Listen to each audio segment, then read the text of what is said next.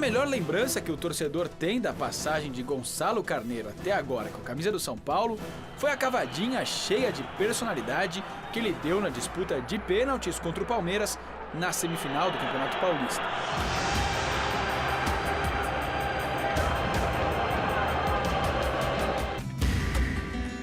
O jogador só ganhou destaque pra valer nas manchetes com a notícia de que foi flagrado com cocaína no exame antidoping. Ao investigar o caso, a diretoria do São Paulo soube por terceiros que o atacante sofre de depressão e que nos últimos meses procurou por ajuda no Uruguai para tratar do problema. Para falar sobre o assunto, a reportagem da TV Gazeta procurou os psiquiatras Hélio Fadel, especialista em esporte, e Karine Cunha, que tem no tratamento da depressão a sua especialidade. Muitas vezes a pessoa que está com depressão, ela não procura tratamento, ela meio que se automedica, vamos dizer assim, usando droga. Porque a cocaína, ela dá uma sensação de euforia imediata, logo depois que você usa. Então a pessoa sai daquele estado depressivo. Só que o que acontece no dia seguinte? A depressão piora. Aí o que a pessoa faz? Vai lá e usa mais cocaína.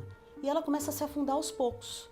Existem algumas crenças, de que o atleta não teria o direito de ter depressão ou que alcoolismo é uma escolha, assim como a dependência química. E estamos falando de condições, são patologias crônicas, sérias, que podem acontecer com qualquer um. Infelizmente, o que aconteceu com Gonçalo Carneiro não é um fato isolado. O caso mais famoso é o do astro argentino Diego Maradona, pego durante a carreira 3 vezes no exame antidoping, 2 por causa de cocaína. ¡Sos campeón del mundo! O próprio São Paulo já conviveu com isso recentemente. Em outubro de 2018, o tricolor rompeu o contrato do lateral direito Regis por conta de problemas com drogas e álcool. Outros jogadores já sofreram do mesmo mal. Paulo Guerreiro foi suspenso por doping de cocaína quando jogava no Flamengo e só foi liberado para voltar em abril deste ano, já no Internacional.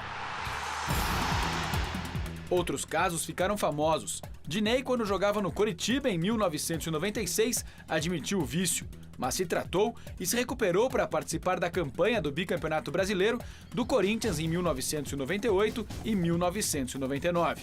Você tendo um objetivo, você quer alcançar. Então, essa mensagem que eu quero passar para os drogas, que um vencedor não usa drogas.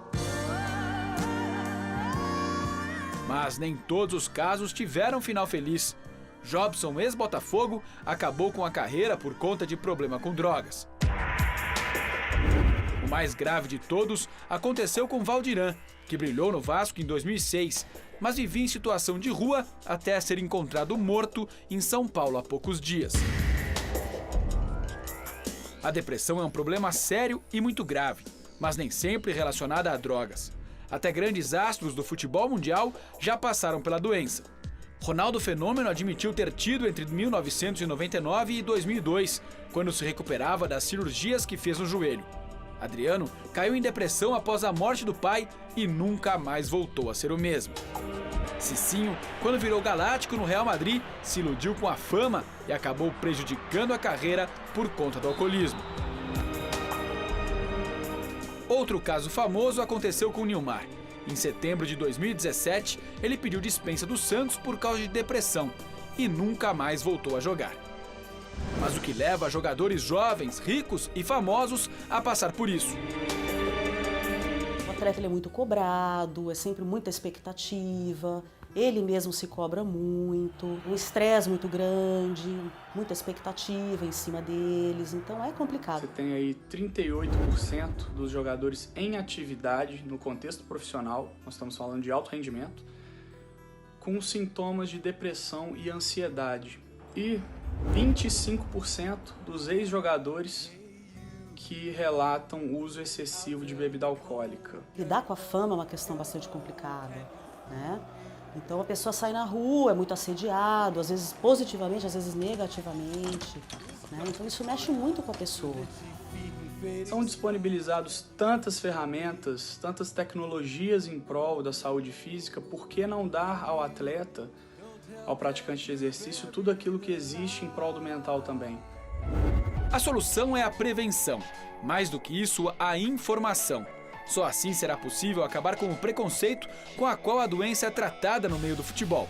Impedir que ela aconteça dentro de um clube é quase impossível, já que mais de 300 milhões de pessoas no mundo sofrem desse mal.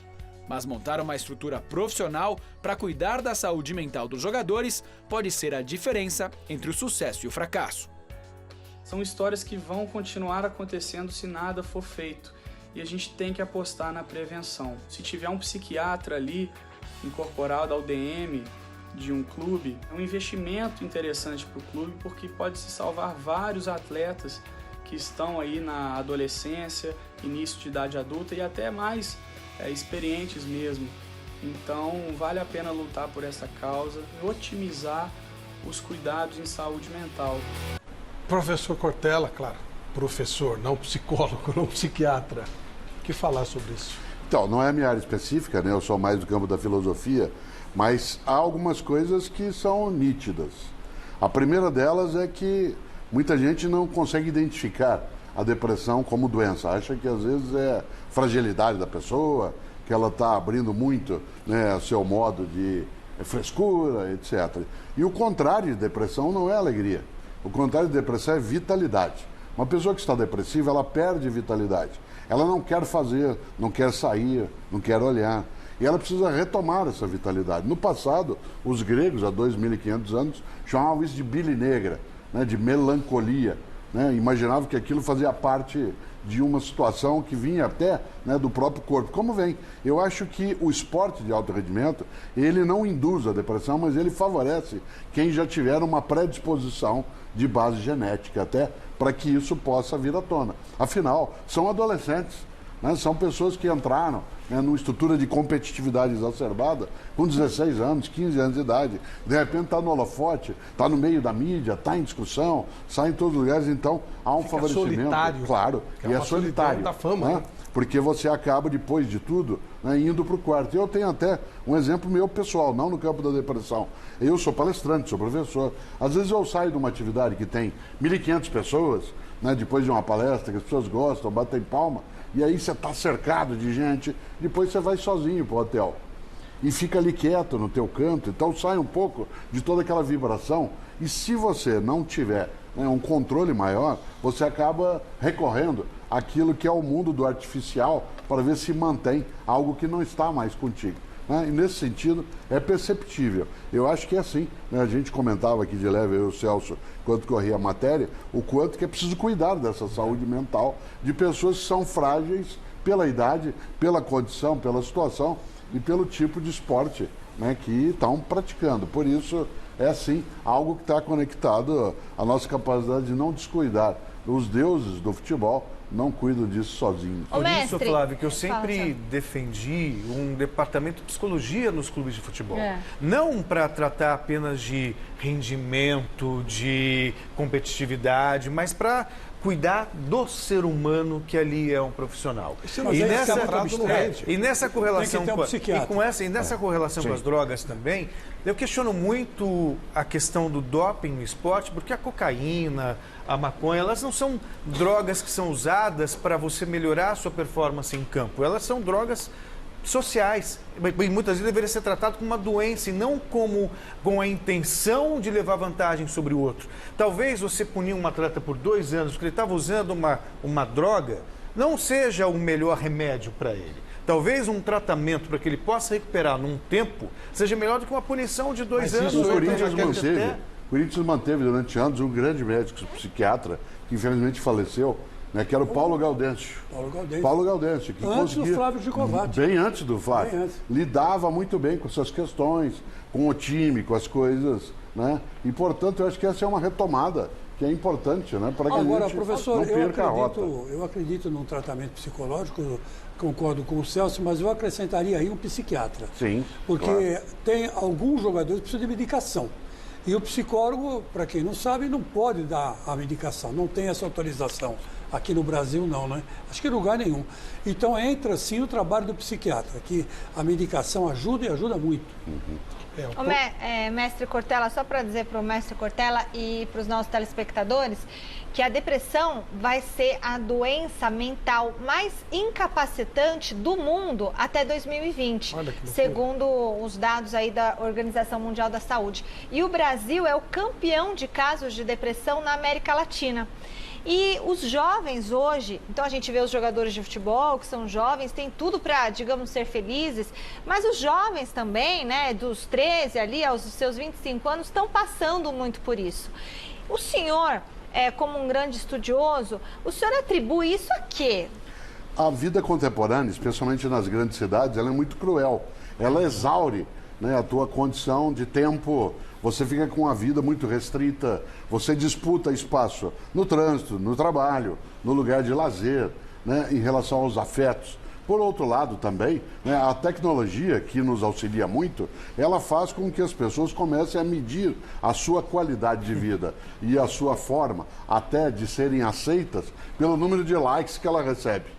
Você e se começa comparar isso, você também. começa a se comparar. Você tem algumas redes sociais onde tudo é muito bonito, né, e eu não tenho a vida daquele jeito, né? E aí de repente a pessoa posta o que ela está fazendo como se fosse a coisa mais bela. Parece que não há fracassado. Ou lembrando Fernando Pessoa, eu nunca conheci quem tivesse levado porrada na vida.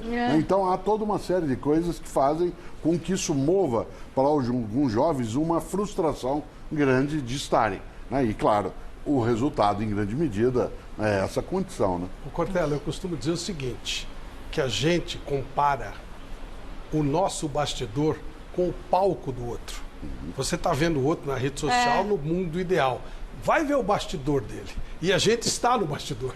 Então é muito isso. Eu falo muito isso. A pessoa só posta coisa legal, a viagem, a comida boa, mas não posta o arroz você novo. Compara o seu bastidor com o dor de barriga. Flavito, eu acredito que o maior tribunal do ser humano é a consciência.